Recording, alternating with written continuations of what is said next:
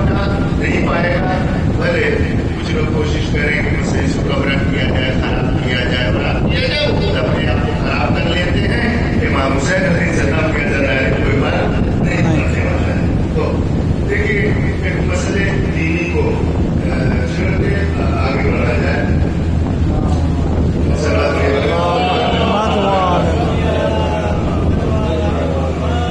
ایک دینی مسئلے سے آگے بڑھا جائے کہ جو لوگ چندہ وصولتے ہیں, جو لوگ چندہ وصولتے ہیں, لوگوں سے پیسہ لیتے ہیں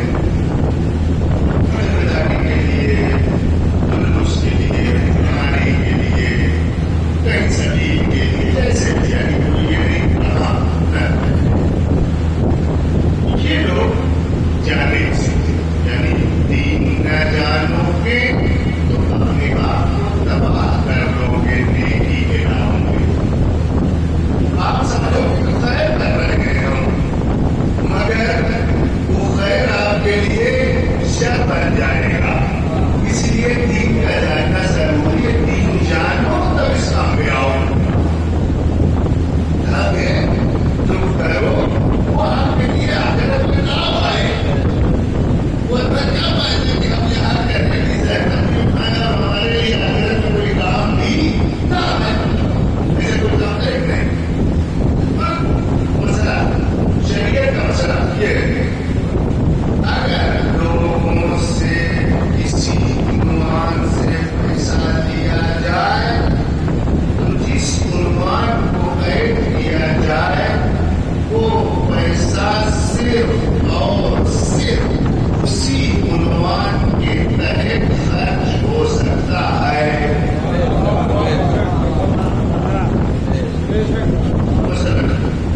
آپ نے کہا کہ بڑے بڑے ایک مسجد ہے, اس کے لیے چندہ کچھ لوگ آدمی رہنے والوں سے پیسہ لیا جائے, مسجد بنا دیا ہے, مثال دے رہے ہیں, مسجد بنائی جائے. اب رنگوں والوں سے چاہے کسی نے 10 روپیہ دیا ہو, کسی نے 100 دیا ہو, کسی نے 1000, کسی نے 10 ایسے پیسے نہیں کرنا پہ ان لوگوں نے چندہ دیا ہے. آپ یہ تو چندہ آیا ہے, پیسہ آیا, کتنا پیسہ جمع ہو گیا ماشاء اللہ سے کہ مسجد بن بھی گئی اور پیسہ بچ بھی گیا. پیسہ بچ بھی گیا. اب یاد ہے نا کہ وصول کیا ہے اللہ کا, ہنستے ہی لوگ ہیں, اسی لیے اس کو کہنا ضروری ہے. تو مسجد بن گئی, پیسہ بچ بھی گیا. اب جو پیسہ بچا کمیٹی کے پاس, وصولنے والوں کے پاس, ان لوگوں نے کہا کہ خیری کے لیے ہم لوگ وصولے تھے, اللہ کے لیے کھانے کے لیے ہم نے وصولا نہیں تھا, اپنا گھر بنوانے کے لیے ہم نے وصولا نہیں تھا, اللہ کے گھر بنوانے کے لیے ہم نے وصولا تھا. اب اللہ کے گھر کی ضرورت نہیں ہے, چلو امام حسین کے گھر بنوا دیا جائے. یہ ہو پائے گا کہ نہیں ہے, یہ ہو پائے گا کہ نہیں. شریعت اس کی اجازت دیتی ہے کہ نہیں. شریعت کیا کہتی ہے, جس پیسے کو جس عنوان کے تحت لیا گیا ہے اس کے علاوہ کہیں بھی اس کا استعمال کرنا جائز نہیں ہے. یعنی اللہ کے گھر کے لیے اگر پیسہ لیا ہے تو امام حسین کا گھر بھی نہیں بنوایا جا سکتا ہے.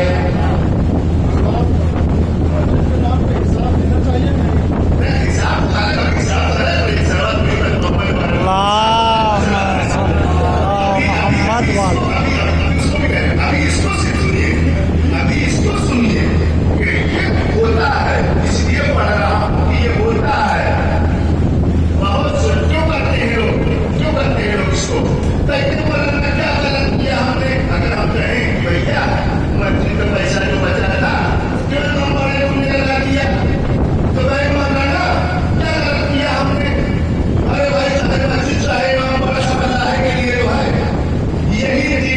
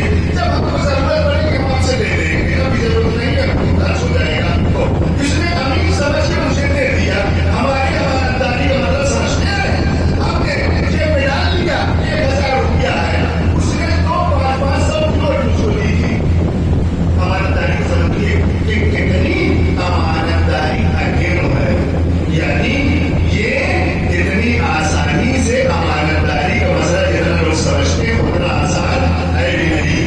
تو 500 کلو اس نے دی کہ میں یہ بیٹا دیا، یہ یاد ہے کہ 1000 اس نے کہا تھا 1000 جمع کے ہم دے دیں گے، ہم چھوڑ دیں گے 1000 دے دیں گے اس کو، مگر امین کا حق ہے، خیانت کہاں ہو سکتی ہے؟ دیکھیے پیسہ بھی واپس کریں گے اور خیانت بھی رہ جائیں گے کہ ہم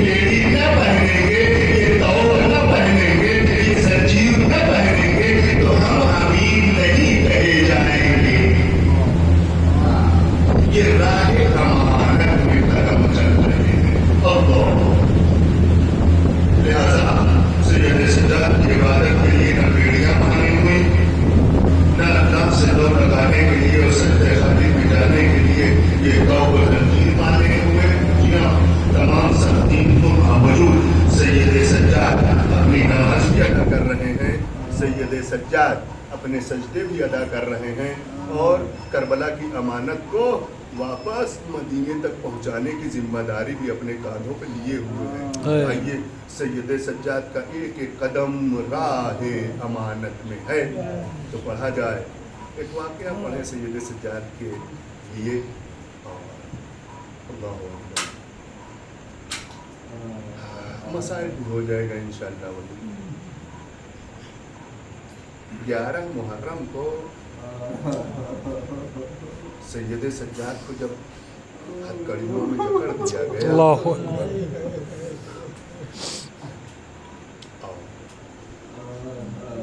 करबला से कूफा ले जाने की तैयारी हुई।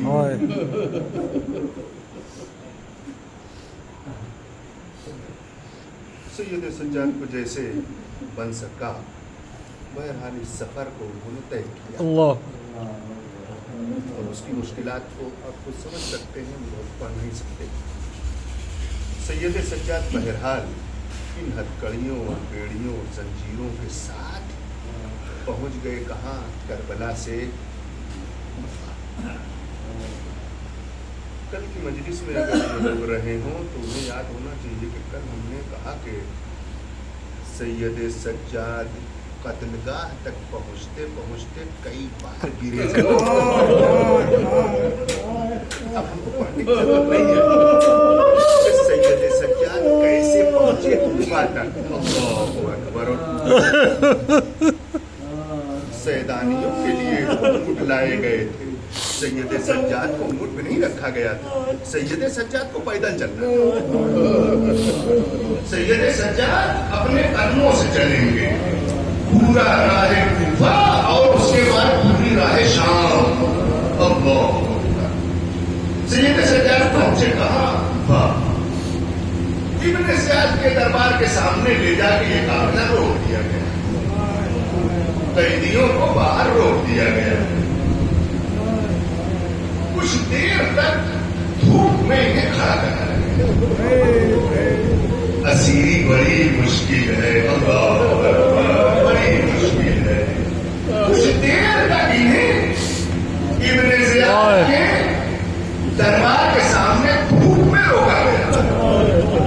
जब काफी देर तक ये लोग धूप में ऐसे खड़े रहे तो हुसैन की बहन की नजर पड़ी इस पर सैयद सज्जाद। क्या देखा मेरा बेटा कभी पैरों को उठाता है, कभी रखता है और बार बार ये अमल अंजाम देता है। तुम्हारे खुद ने क्या महसूस किया कि गर्मी इतनी शदीद है, लगता है ये बेड़ियां रही है पैरों की। अरे मेरा बेटा इसे बर्दाश्त नहीं कर पा रहा है। नजर दौड़ाई बच्चों के ऊपर, देखा बच्चे भी गर्मी से परेशान। शहजादी ज़ैनब ने बुलाया मिर्जा को। ए मिर्जा आओ मेरे करीब आओ। मिर्जा आई। शहजादी ने कहा ए मिर्जा जाके जरा शिव से कहो और उससे जरा पूछो कि हमें इतनी देर तक धूप में क्यों रोका गया है। हमें जहां ले चलना है वहां क्यों नहीं ले चलते हो, किस लिए धूप में रोका गया है। क्यों धूप में हम कब से खड़े हैं। अरे मेरे बेटे की कैफियत देखी नहीं जाती है। मिर्जा जाके जरा शिव से पूछो। मिर्जा आई शिव के करीब, आने के बाद पूछा ए शिव मेरी शहजादी ये पूछना